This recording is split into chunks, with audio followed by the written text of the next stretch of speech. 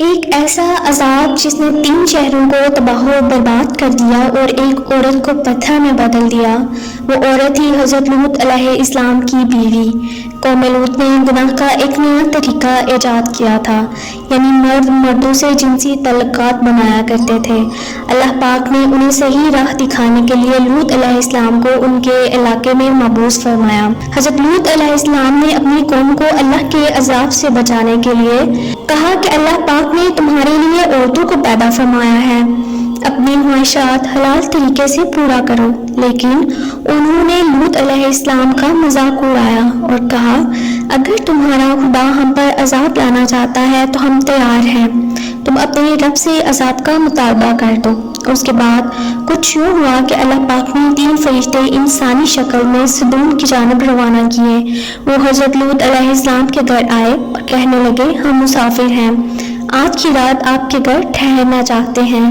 حضرت لوط علیہ السلام ان تینوں کو دیکھ کر بہت زیادہ پریشان ہوئے، کیونکہ سدوم کا کوئی شخص انہیں دیکھ لیتا تو وہ ان سے بدکاری کی کوشش ضرور کرتے، کیونکہ وہ کسی راہگیر کو ویسے نہیں جانے دیتے تھے۔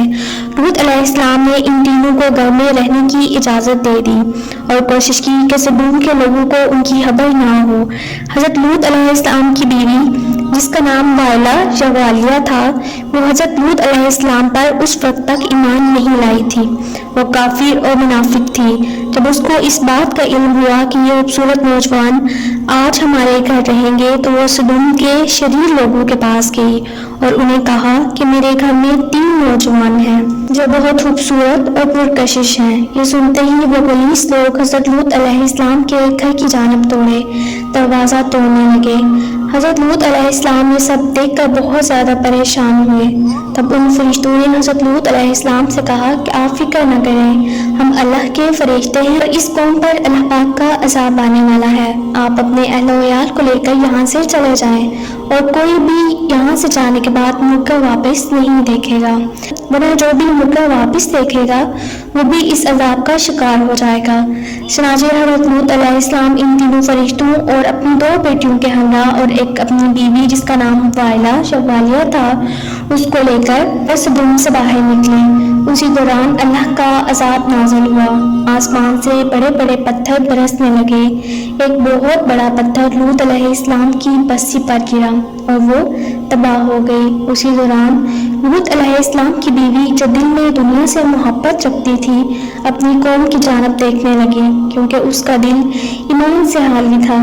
چنانچہ وہ بھی عذاب الہی کا شکار ہوئی اور پتھر بن گئی۔ اس واقعے سے ہمیں یہ سبق ملتا ہے کہ ہمیں اللہ پاک کے احکامات پر تہہ دل سے عمل کرنا چاہیے۔ اللہ پاک ہمیں نیک عمل کرنے کی توفیق عطا فرمائے تاکہ ہم بخشے جائیں۔ امید کرتے ہیں کہ آپ کو ہماری یہ ویڈیو پسند آئی ہوگی۔ مزید اس طرح کی اسلامی ویڈیوز دیکھنے کے لیے ہمارے چینل کو سبسکرائب کیجیے، ویڈیو کو لائک کیجیے۔ السلام علیکم، اللہ حافظ۔